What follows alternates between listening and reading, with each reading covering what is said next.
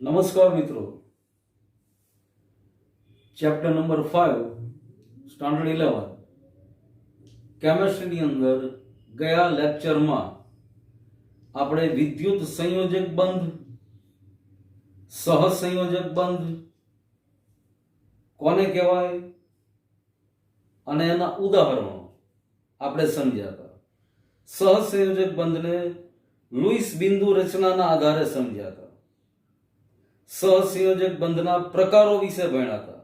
એકલ સહસંયોજક બંધ, દ્વિસહસંયોજક બંધ, ત્રિસહસંયોજક બંધ. ઉદાહરણ તરીકે હાઇડ્રોજનની અંદર એકલ સહસંયોજક બંધ છે. હાઇડ્રોજન ને બીજો હાઇડ્રોજનનો પરમાણુ સિંગલ બોન્ડથી અથવા એક સહસંયોજક બંધથી જોડાયેલા છે. એવી જ રીતે O2 તો ઓક્સિજનના બંને પરમાણુ અરસપરસ દ્વિ અથવા ડબલ કોવેલન્ટ બોન્ડ દ્વિસહસંયોજક બંધથી જોડાયેલા છે. એમાં ઓક્સિજનના પરમાણુ અને બીજા ઓક્સિજનના પરમાણુની વચ્ચે અરસપરસ ટોટલ 4 ઇલેક્ટ્રોનની ભાગીદારી થાય છે અને O2 બને છે.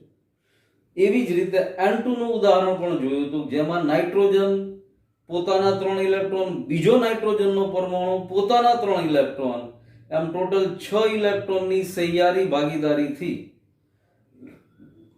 નાઇટ્રોજન વચ્ચે ટ્રિપલ કોવેલન્ટ બોન્ડ અથવા ત્રિસહસંયોજક બંધ બને છે. હવે ઈ જે આપણે રચનાઓ જોઈ હતી એને લુઈસ નામના વૈજ્ઞાનિકે આપી હતી. હવે એમાં જ થોડુંક આગળ સૌથી પહેલા કાર્બન મોનોક્સાઇડ CO અણુ જે બન્યો આની લુઈસ રચના કેવી રીતે લખી શકાય ઈ સમજવું છે. તો લુઈસ રચના માટે પહેલા જે તે સંયોજન અથવા અણુની અંદર જેટલા તત્વો આપ્યા છે એની પહેલા ઇલેક્ટ્રોન રચના આપણે જોઈએ. તો અહીંયા કાર્બન મોનોક્સાઇડમાં 2 પરમાણુ છે, એક કાર્બનનો અને બીજો ઓક્સિજનનો. તો પહેલા કાર્બન પરમાણુ ક્રમાંક 6, ઇલેક્ટ્રોન રચના લખો એટલે 1s2. 1s2 એટલે હિલિયમ જેવી થઈ ગઈ એટલે અહીંયા હિલિયમ લખ્યું. 2s2 2p2 માટે કુલ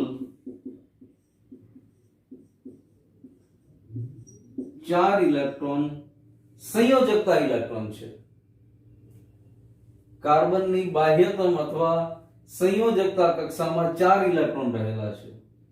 એવી જ રીતે ઓક્સિજન, તો ઓક્સિજનનો પરમાણુ ક્રમાંક 8 છે. આની ઇલેક્ટ્રોન રચના લખીએ એટલે હિલિયમ 2s2 2p4. આમ ઓક્સિજનની બાહ્યતમ કક્ષામાં ટોટલ 6 ઇલેક્ટ્રોન છે. એટલે માટે અહીંયા હું લખું કુલ 6 ઇલેક્ટ્રોન. આમ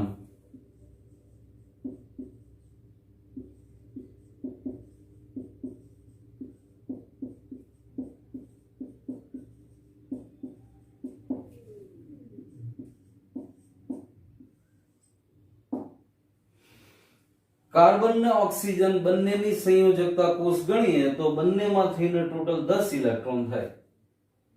હવે કાર્બન છેલ્લી કક્ષાના 4 ઇલેક્ટ્રોન આવી રીતે દર્શાવ્યો. ઓક્સિજન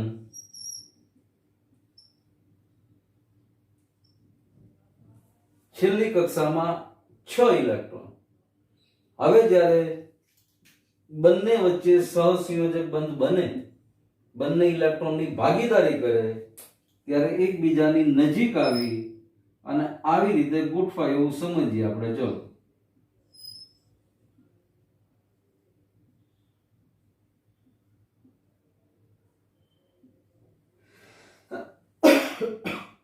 આમાં બરાબર ગણો. 2 2 4 2 6 2 8. અહીંયા ઓક્સિજનની બાજુમાં સર્કલ બનાવશું 8 ઇલેક્ટ્રોન થઈ જશે. કાર્બનની બાજુમાં સર્કલ બનાવશું તો 8 ઇલેક્ટ્રોન મતલબ અષ્ટક નહીં થાય, તો તો કાર્બન મોનોક્સાઇડના અણુની અંદર આવી રચના જે બને છે એ શક્ય નથી,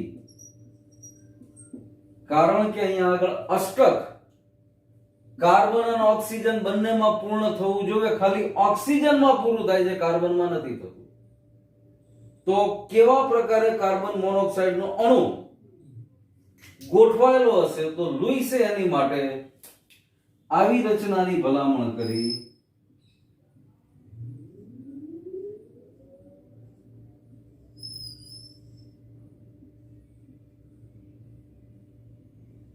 ટોટલ 10 ઇલેક્ટ્રોન છે. 2 2 4 2 6 2 8 ને 2 10, 6 ને 2 8 ને 1 9, 10. હજી પણ તમે જુઓ અષ્ટક પૂરું કાર્બનની બાજુમાં નથી થતું. તો આવી રચના તપાસો. હવે અહીંયા આગળ સર્કલ બનાવો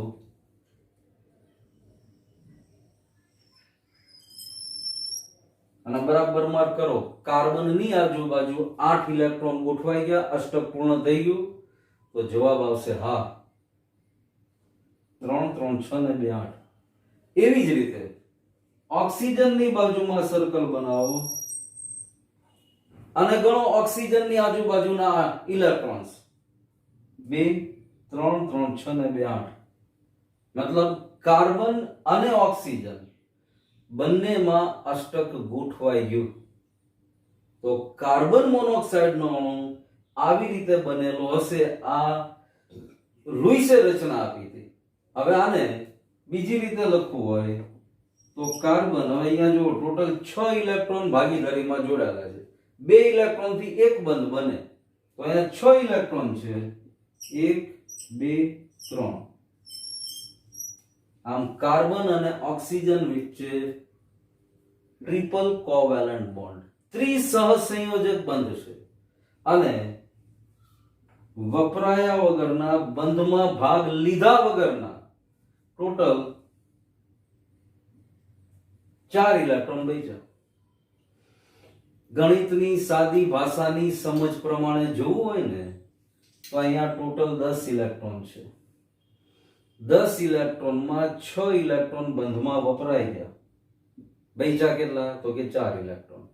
તો ઈ 4 ઇલેક્ટ્રોનનો હિસાબ મળી ગયો.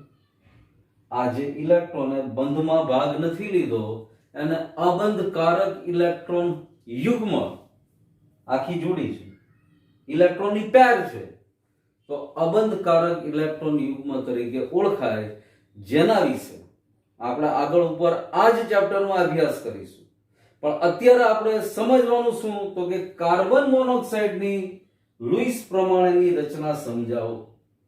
તો સૌથી પહેલા જે તે અણુ આપ્યો હોય એમાં જેટલા એટમ્સ અથવા પરમાણુઓ છે એની ઇન્ડિવિડ્યુઅલ ઇલેક્ટ્રોન રચના લખી. સંયોજકતા કક્ષામાં કેટલા ઇલેક્ટ્રોન હાજર છે? 4 કાર્બનમાં, 6 ઓક્સિજનમાં. હવે કુલ ઇલેક્ટ્રોનની સંખ્યા કેટલી થઈ?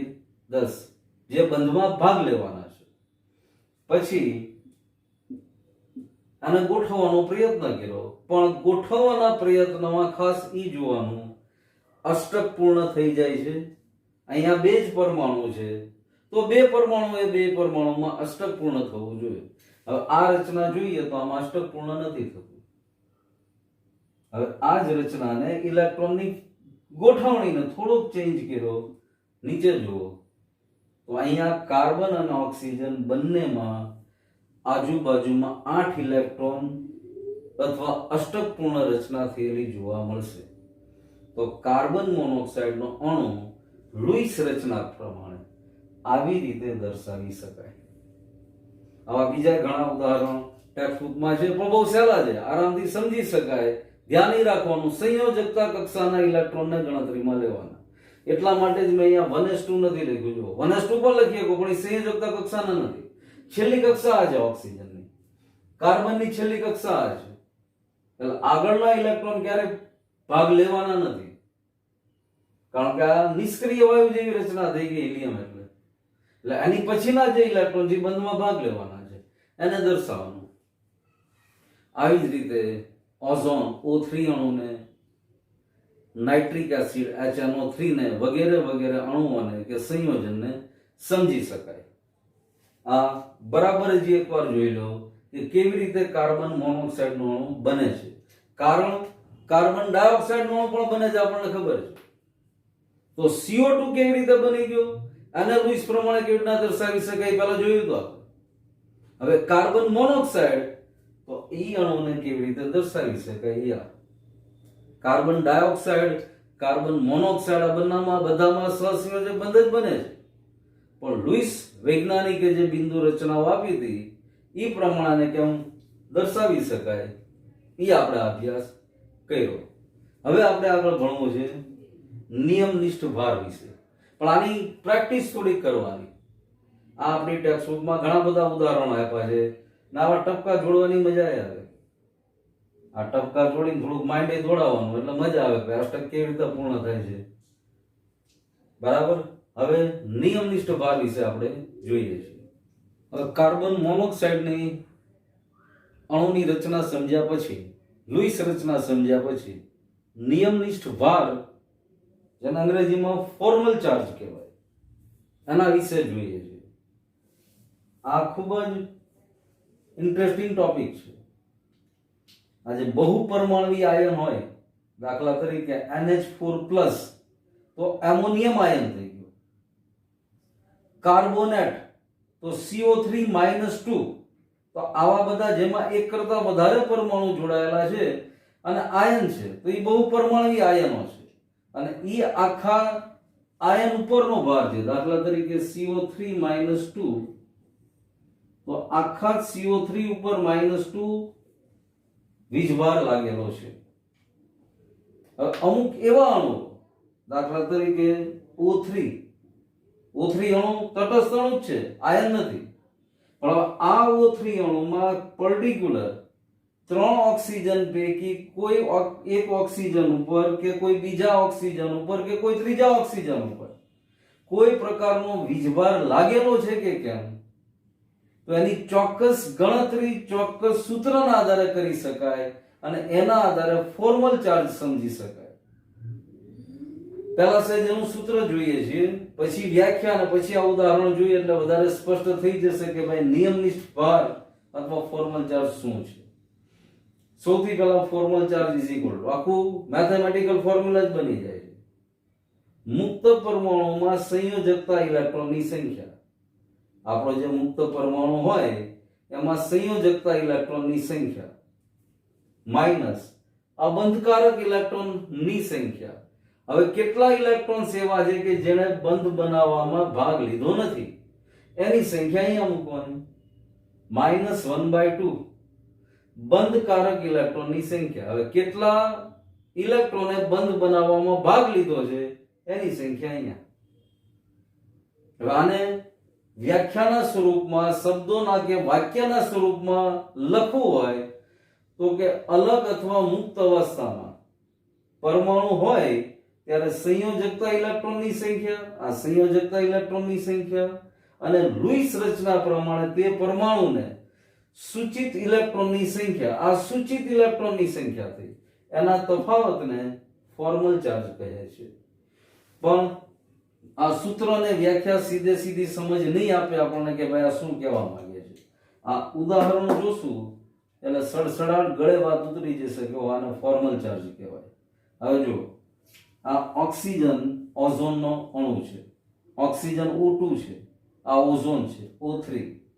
હવે ઓઝોનમાં આવી રીતે અણુની રચના લૂઈસ પ્રમાણે દર્શાવી શકાય. એક ઓક્સિજન, એની સંયોજકતા કક્ષામાં 6 ઇલેક્ટ્રોન, ટોટલ 18 ઇલેક્ટ્રોન થયા. હવે 18 ઇલેક્ટ્રોનનો હિસાબ જુઓ તમે આમાં, તો આ બે ઓક્સિજન વચ્ચે ડબલ બોન્ડ, 4 ઇલેક્ટ્રોન અહીં આવી ગયા, 2 ઇલેક્ટ્રોન અહીં આવી ગયા, 4 ને 2 6, 18 માંથી 6 ગયા એટલે 12 બચવા જોઈએ. તો 2 2 4 2 6 2 8 2 10 ને 2 12 ઇલેક્ટ્રોન બચ્યા. બરાબર માર્ક કરજો. આપણે સંયોજકતા ઇલેક્ટ્રોનની જ વાત કરીએ છીએ. હવે આ સૂત્રનો ઉપયોગ કરીએ. સૌથી પહેલા ઓક્સિજન માટે અહીંયા નંબર 1 એવું હું લખું.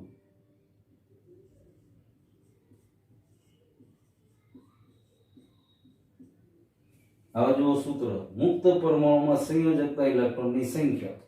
હવે અહીંયા ઓક્સિજન છે, ઓક્સિજનમાં સંયોજકતા ઇલેક્ટ્રોન કેટલા છે આપણને ખબર છે. ઓક્સિજનનો પરમાણુ ક્રમાંક 8 છે. એની છેલ્લી કક્ષામાં 6 ઇલેક્ટ્રોન છે.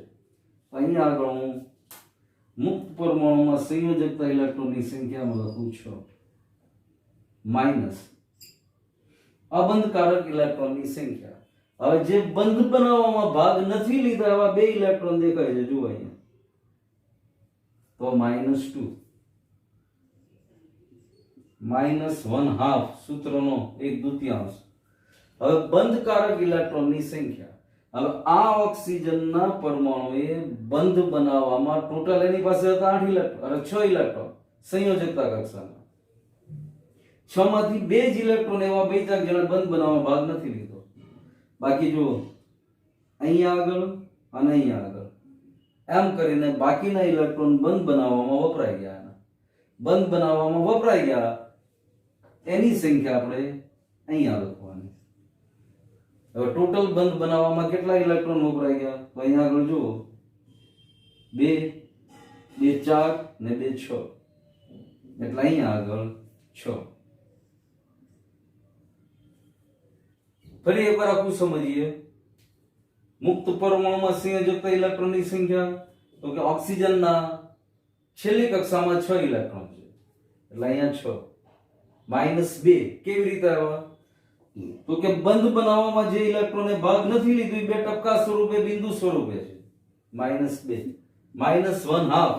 હવે અહીંયા આગળ આ ઓક્સિજનની સાથે બંધ બનાવે છે 2 ઇલેક્ટ્રોન. અહીંયા આ ઓક્સિજનની સાથે ડબલ બોન્ડમાં છે ટોટલ 4 ઇલેક્ટ્રોન. 4 ને 2 6 ઇલેક્ટ્રોન ભલે સહિયારી ભાગીદારી થઈ પણ બંધ બનાવવામાં બંધકારક ઇલેક્ટ્રોન યુગ્મની સંખ્યા કેટલી થઈ તો કે ટોટલ 6. એક બંધ હોય એટલે 2 ઇલેક્ટ્રોન ગણવાના. અહીંયા ટોટલ 3 બંધ છે એટલે 6 is equal to 6 -2 -3 is equal to 1. હવે અહીંયા પહેલાના ઓક્સિજન માટે આ વાત થઈ. અહીંયા રાઉન્ડ કરી દો એટલે કોઈ મિસઅન્ડરસ્ટેન્ડિંગ ન રહે. આ પહેલા ઓક્સિજનની આપણે વાત કરી. હવે આવી જ રીતે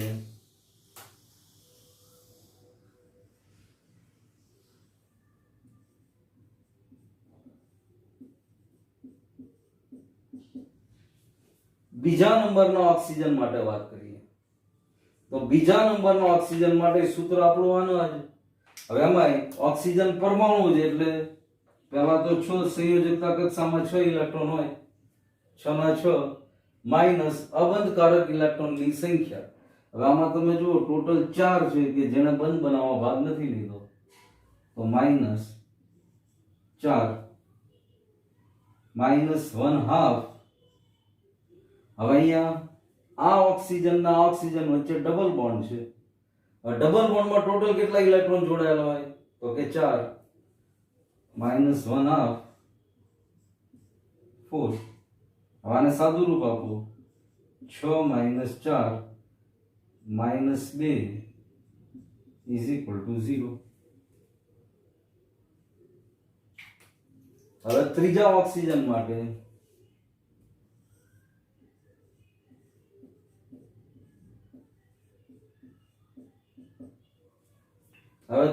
ઓક્સિજન માટે જુઓ તો ફરીવાર મુક્ત પરમાણુમાં સંયોજકતા ઇલેક્ટ્રોનની સંખ્યા 6 માઈનસ જેણે બંધ બનાવવામાં ભાગ નથી લીધો એવા ઇલેક્ટ્રોન કેટલા તો કે 2 2 4 2 6 -6 -1/2.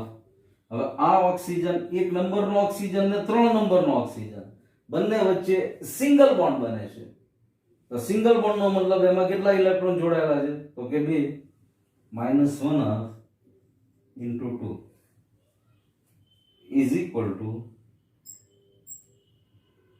6 - 6 0 2 2 કટ થઈ ગયા 0 માઇનસ 1 ઇઝ ઇક્વલ ટુ -1. હવે અહીંયા બરાબર જોજો, હું બોક્સ બનાવી દઉં છું.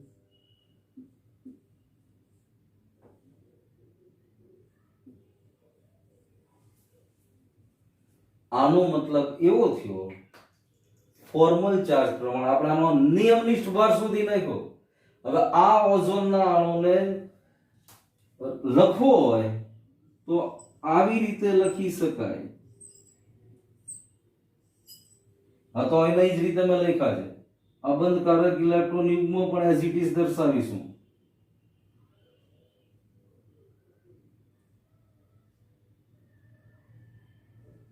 ને હવે બરાબર જો હું લખું છું, આ પહેલા નંબરનો ઓક્સિજન કેટલો ભાર મળ્યો? 1. તો અહીંયા પ્લસ ની સાઈન અથવા +1 ની સાઈન. બીજા નંબરનો ઓક્સિજન કેટલો ચાર્જ મળ્યો? 0. તો અહીંયા કોઈ સાઈન કરવાની જરૂર નથી. અને ત્રીજા નંબરનો ઓક્સિજન -1. તો ઓઝોનના અણુને આવી રીતે દર્શાવી શકાય. O3 છે જ, આપણે O3 લખીએ. આખું બંધારણ તમે જુઓ તો ઓઝોનના અણુનું બંધારણ આવી રીતે બન્યું. આમ અહીંયા એક એક ઓક્સિજનના પરમાણુનો પર્ટિક્યુલર ઓઝોન માટે, O3 માટે આખો ભાર કે પર્ટિક્યુલર એક એક મુક્ત પરમાણુ પર કયો ભાર અથવા ચાર્જ, ભાર એટલે ચાર્જ, પોઝિટિવ નેગેટિવ, કેટલા પોઝિટિવ કેટલા નેગેટિવ, તો કે અહીંયા બીજા નંબરના ઓક્સિજન ઉપર 0 ભાર છે, તો કોઈ દર્શાવવાની જરૂર નથી. પહેલા નંબરના ઓક્સિજન ઉપર +1 ભાર આવ્યો, તો અહીંયા +1 -1 અથવા ખાલી માઇનસની સાઈન પણ દર્શાવી શકો છો, કારણ કે એક જ છે. તો આવી રીતે નિયમનિષ્ઠ ભાર અથવા ફોર્મલ ચાર્જને સમજી શકાય છે. સિમ્પલ વસ્તુ, સૂત્ર પહેલા બરાબર યાદ રાખવાનું. જે તે મુક્ત પરમાણુની વાત કરતા હોય એ મુક્ત પરમાણુમાં સંયોજકતા ઇલેક્ટ્રોનની સંખ્યા. સંયોજકતા ઇલેક્ટ્રોનની સંખ્યા એટલે છેલ્લી કક્ષામાં રહેલા ઇલેક્ટ્રોનની સંખ્યા. ઓક્સિજનનો પરમાણુ ક્રમાંક 8 છે, પણ એની છેલ્લી કક્ષામાં 6 ઇલેક્ટ્રોન જ છે. તો એટલા માટે આપણે અહીંયા આગળ બધામાં 6 6 અને 6 લખ્યા છે. માઇનસ અબંધકારક ઇલેક્ટ્રોનની સંખ્યા. તો જે ઇલેક્ટ્રોનને બંધ બનાવવામાં ભાગ નથી લીધો, જે બિંદુ સ્વરૂપે આપણે જે તે પરમાણુ પર દર્શાવીએ છીએ, એની સંખ્યા એ અબંધકારક ઇલેક્ટ્રોનની સંખ્યા, જે ત્રણેય ઓક્સિજનમાં આપણે લખી -1/2. અને હવે ઈ ઓક્સિજનનો પરમાણુ અથવા જે તે પરમાણુ કોની કોની સાથે ને કેટલા સહસંયોજક બંધ બનાવે છે. જો એક સહસંયોજક બંધ બનાવે તો 2 ઇલેક્ટ્રોન, ડબલ સહસંયોજક બંધ બનાવે તો 4 ઇલેક્ટ્રોન, ટ્રિપલ સહસંયોજક બંધ બનાવે તો 6 ઇલેક્ટ્રોન. અને અહીંયા જો આ ઓક્સિજનનો પરમાણુ એક ઓક્સિજન સાથે ડબલ બોન્ડથી જોડાયેલો છે, બીજા ઓક્સિજન સાથે સિંગલ બોન્ડથી જોડાયેલો છે, એટલે ટોટલ ગણો તો 6 ઇલેક્ટ્રોન થયા. એટલા માટે આપણે અહીંયા 6 લખ્યા. આને નિયમનિષ્ઠ ભાર કહેવાય. અને જે લુઈસે અણુઓની રચના આપી છે એમાં ટેક્સ્ટ બુકમાં ખાસ જોજો, અહીંયા ઓઝોનની નાની પહેલા દોરી જ નહોતી, આપણે કાર્બન મોનોક્સાઇડની દોરી. પણ કાર્બન મોનોક્સાઇડ જે પેજ ઉપર આપ્યું છે એના જ બરાબર આગલા પેજ ઉપર, એના આગળના પેજ ઉપર જોજો ઓઝોનની રચના આપી છે. એટલે ઈ ઓઝોનની રચના આ સમજ્યા પહેલા તમે જુઓ ને તો નવાઈ લાગે કે ઓઝોન આવી રીતે આપ્યું છે ને પ્લસ અને માઇનસ કેમ આવી ગયું. પણ ઈ પ્લસ અને માઇનસ નિયમનિષ્ઠ ભારના આધારે અથવા ફોર્મલ ચાર્જના આધારે સમજાવી શકાય. હવે ઓઝોનની રચના બરાબર ગળે ઉતરી જશે કે ના બરાબર. તો આ નિયમનિષ્ઠ ભાર અથવા ફોર્મલ ચાર્જની આપણે ચર્ચા કરી.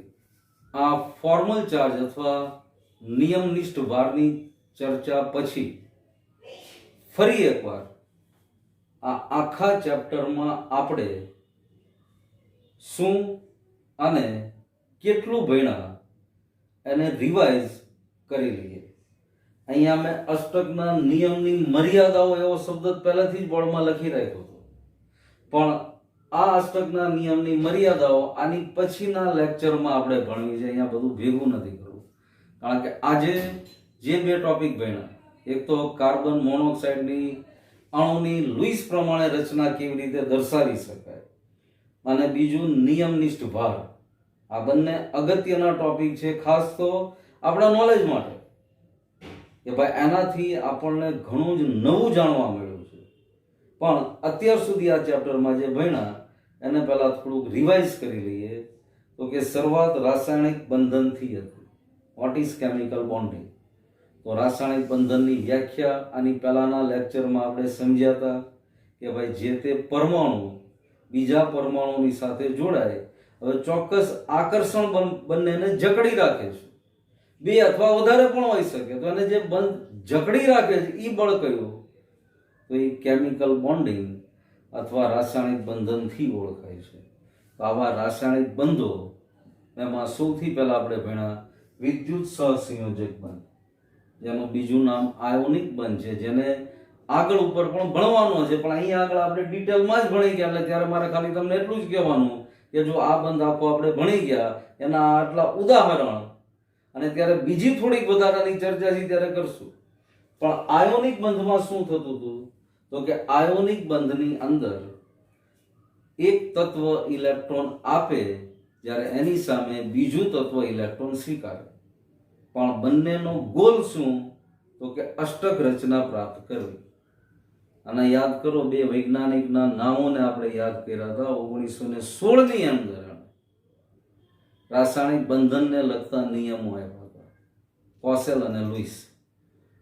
અને એમાં ખાસ ભાર અષ્ટક રચના ઉપર હતો કે ભાઈ કોઈ પણ તત્વ એના નજીકના નિષ્ક્રિય વાયુ અથવા આદર્શ વાયુ જેવી રચના પ્રાપ્ત કરવાનો પ્રયત્ન કરે છે. અને એ પ્રયત્ન માટે એ તત્વ કાં તો ઇલેક્ટ્રોન આપે છે અથવા સ્વીકારે છે. અને આ બેમાંથી કાંઈ ન થતું હોય તો ઇલેક્ટ્રોનની છેવટે ભાગીદારી કરે છે. અને એ ભાગીદારીના કારણે જે બંધ બનતો હતો એ કોવેલન્ટ બોન્ડ અથવા સહસંયોજક બંધ. અને એ સહસંયોજક બંધના જુદા જુદા પ્રકારો એટલે એના બંધના આધારે એકલ સહસંયોજક બંધ, દ્વિસહસંયોજક બંધ, ત્રિસહસંયોજક બંધ, એવું ભણી ગયા આપણે. અને આજે જે કાર્બન મોનોક્સાઇડની રચના ભણી, એમાં કાર્બન અને ઓક્સિજન વચ્ચે ટ્રિપલ કોવેલન્ટ બોન્ડ જ છે, ત્રિસહસંયોજક બંધ જ છે. પણ આ આખું પહેલું લેક્ચર અને આ બીજું લેક્ચર, આ પાઠનું પર્ટિક્યુલર 5મા લેસનનું, એને ફરીવાર બરાબર રીતે સમજજો. કારણ કે આ બધું કેમિસ્ટ્રીનો બેઝ છે, આ પાયો છે કેમિસ્ટ્રીનો. આગળ ઉપરના બધા ચેપ્ટર, ખાસ કરીને ઇનઓર્ગેનિક કેમિસ્ટ્રીના ચેપ્ટર સમજવામાં આ બધી બાબતો ખૂબ જ ફાયદારૂપ અને મહત્વરૂપ બનવાની છે. એટલે આપણે એવી કોઈ ઉતાવળ નથી. અષ્ટકના નિયમની મર્યાદાઓ આપણે ત્યાં નથી ભણતા. કયા કયા સંયોજન કે અણુમાં અષ્ટકનો નિયમ જળવાતો નથી, કયા કારણથી નથી જળવાતો, એ એની મર્યાદાઓ છે. પણ એની ચર્ચા આપણાની પછીના પીરિયડમાં કરશું. પણ અત્યારે આટલા સુધીના ટોપિક, નિયમનિષ્ઠ ભાર સુધીના ટોપિક બરાબર રીતે પાકા કરજો, સમજજો. જ્યાં અટકો ત્યાં ચોક્કસ ફોન કરવાની છૂટી છે, મેસેજ પણ મોકલાવી શકો છો. બાકી આગળ હવે પછીના પીરિયડમાં આપણે અષ્ટકના નિયમની મર્યાદા અને આ લેસનમાં આપણે આગળ વધશું. Thank you.